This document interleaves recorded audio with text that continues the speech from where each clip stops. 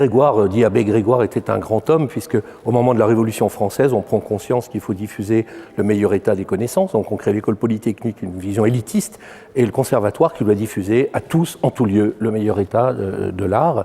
Et c'est resté une grande vocation, c'était un des plus grands organismes de formation au monde.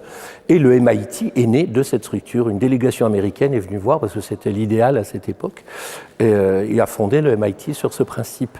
Et pendant pratiquement 70 ans, jusqu'à la guerre de 14, tous les cours de sciences exactes au MIT étaient en français. Alors, innovation et crise. En fait, les deux champs sont directement liés. Il n'y a innovation que parce qu'il y a crise parce qu'il y a innovation. L'essentiel des destructions d'emplois sont liées au digital, pour les 2/3. Donc, faut être clair. Donc, on a toujours eu des vagues d'innovation, destruction créative, dit Schumpeter, et les gens ont oublié le côté destruction, qui est assez violent. Par exemple, Kodak avait 190 usines chimiques dans le monde pour faire des films et des pigments. Il arrive le CCD, fermeture des usines. Donc, on rentre dans la crise par l'innovation, on en sort par l'innovation. C'est un phénomène identique. Et c'est au cœur de la crise que naissent les nouveaux business models qui vont balayer la planète. Airbus, un bus volant, Microsoft, soft sur des micros, ils naissent au cœur de la crise et ils deviennent les supports de la sortie de crise.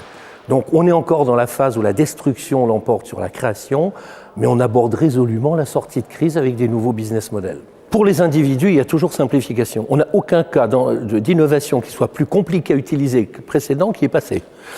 Mais à l'intérieur, c'est très compliqué. C'est-à-dire l'ordinateur que tu as à côté de toi, le portable, c'est toute la capacité de calcul qu'avait General Electric il y a 30 ans. Donc il y a la puissance. Mais par contre, pour les gens, ils ne veulent pas être embêtés. Ils ont tout un tas d'autres choses à faire. Et donc il y a un énorme travail qu'on appelle de synthèse. Simplifié.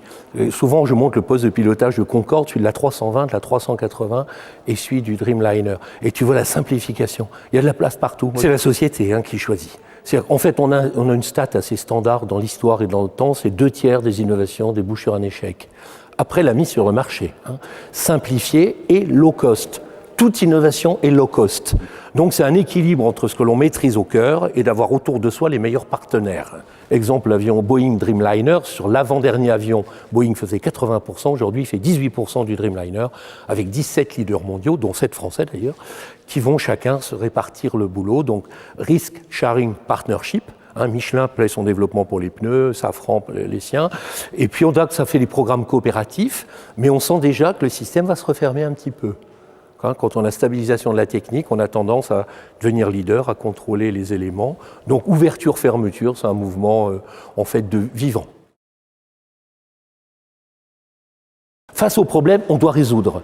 Et typiquement, lui, bien sûr qu'il a innové dans son format. Il y a le cas, par exemple, du Titanic, pour voir si on avait la même chose Titanic par rapport à Apollo 13. Mais Titanic, c'était beaucoup trop court pour qu'ils innovent. En 3 heures, ils avaient coulé. Tu vois. Et donc, il n'y a pas eu d'innovation majeure. J'ai relu tout le rapport pour voir si ils avaient trouvé des solutions, tu vois. Et ils ont chanté, ils sont morts ensemble, tu vois. Apollo 13, on avait un peu de temps. Il y avait la NASA, il y avait 40 000 fournisseurs, il y avait 104 000 personnes. En temps de pénurie, on fait tout un tas de nouveaux produits, tu vois. Caoutchouc artificiel, on avance la margarine quand il n'y a plus de beurre, pardi.